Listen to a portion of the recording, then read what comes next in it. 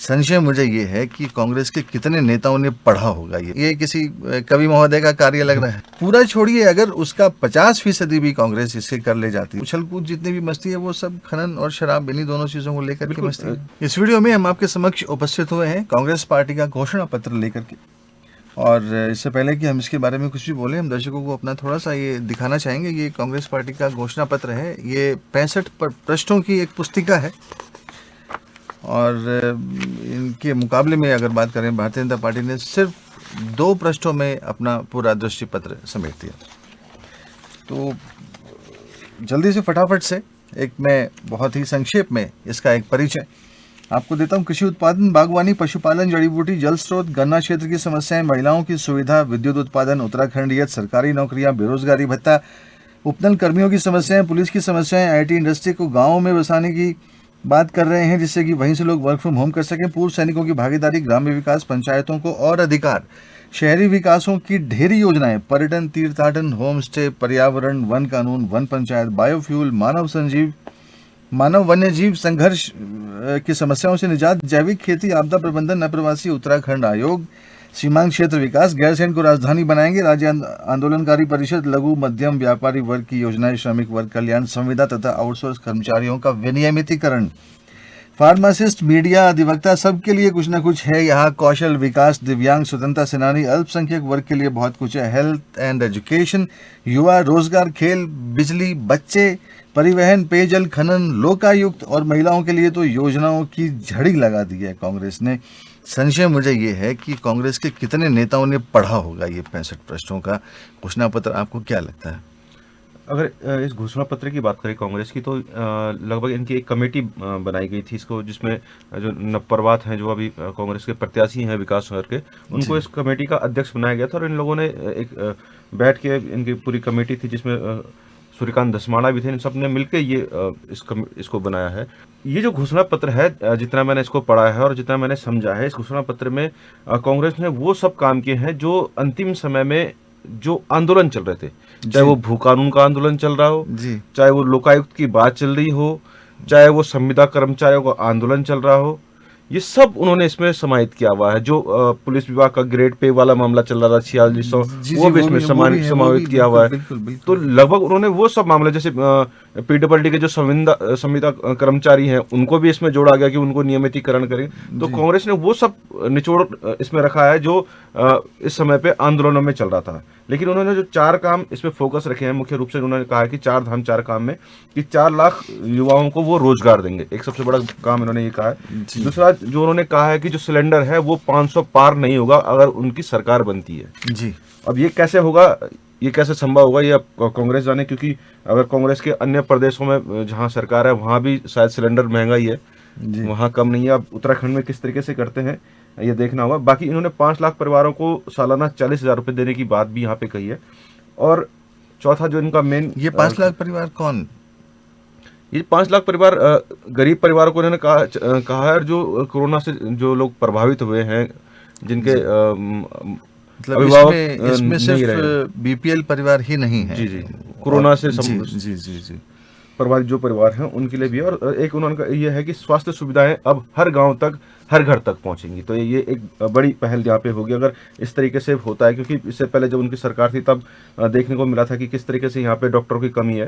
खैर, डॉक्टरों की कमी उत्तराखंड में हमेशा ही बनी रहती है, लेकिन ये किस तरीके से हर गाँव, हर घर में ये स्वास्थ्य सुविधाएं पहुँचाते हैं, ये बड़ी बात है जी। पहले भी काफी प्रयास हो चुके हैं और बहुत ही अच्छा अनुप्रास अलंकार का प्रयोग मुझे कांग्रेस के घोषणा पत्र की शुरुआत की 4 लाइनों में यहाँ दिख रहा है। 4 लाख युवाओं को रोजगार, गैस सिलेंडर नहीं होंगे 500 के पार, 5 लाख परिवारों को सालाना मिलेंगे रुपए 40,000 और स्वास्थ्य सुविधाएं हर गांव हर द्वार।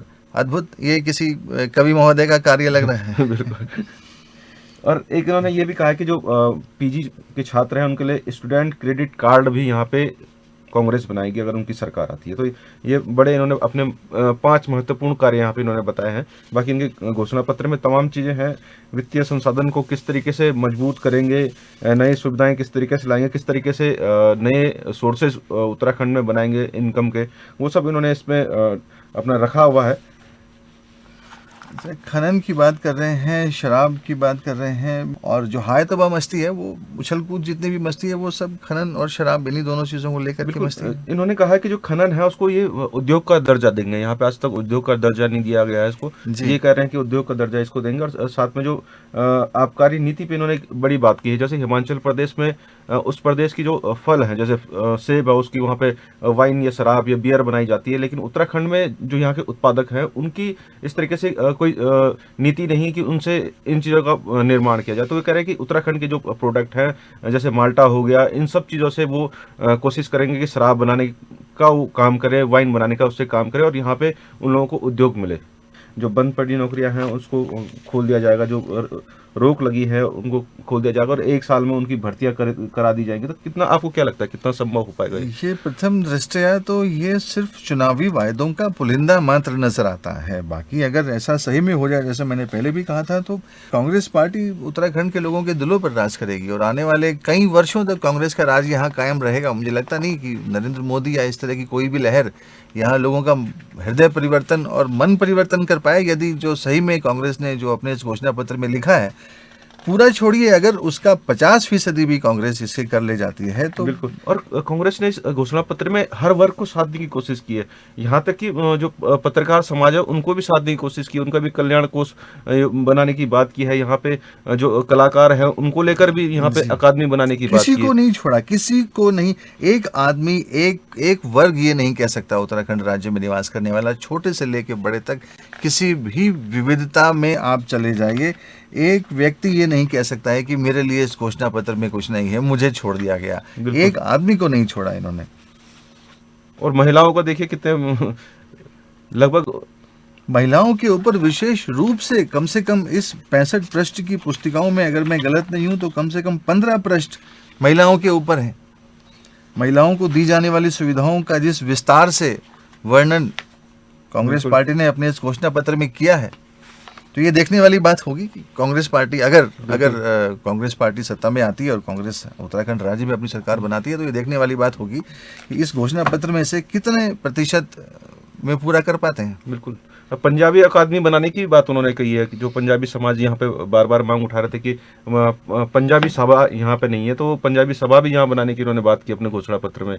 और गोरखा समाज के लिए भी उन्होंने काम करने की बात की है। इस तरीके से अप्रवासी उत्तराखंडियों के लिए भी आयोग बनाने की उन्होंने बात की है। तो लगभग इन्होंने किसी को नहीं छोड़ा है कि जो ये ना कहे कि हमें अलग कर दिया है यहाँ पे कांग्रेस ने। और सबसे बड़ी बात है कि अप्रवासी उत्तराखंडियों के लिए कह रहे हैं कि जो आयोग बनेगा उसमें जो लोग होंगे जो अच्छा काम अन्य प्रदेशों में कर रहे हैं या विदेशों में कर रहे हैं, उनको उस कमेटी में रखा जाएगा और उनसे कोशिश की जाएगी वो किस तरीके से उत्तराखंड के विकास में अपनी सहभागिता निभाते हैं।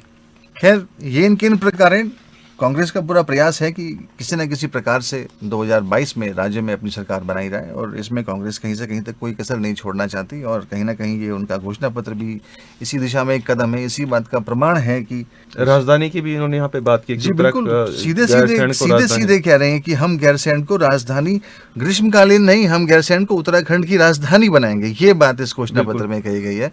और जिस लोकायुक्त को पहले भाजपा चाहती थी लपकना, वो कांग्रेस ने इस बार लपक दिया है। 2008 में जब खंडूड़ी जी ने लोकायुक्त बनाया था, तो उसके बाद जब कांग्रेस की सरकार आई तो वो लोकायुक्त ठंडे बस्ते में चले गया था और उसके बाद प्रवर समिति में गया। लेकिन इस बार कांग्रेस कह रही कि वो लोकायुक्त बनाएंगे, और जबकि भाजपा के घोषणा पत्र में लोकायुक्त इस बार गायब दिख रहा है।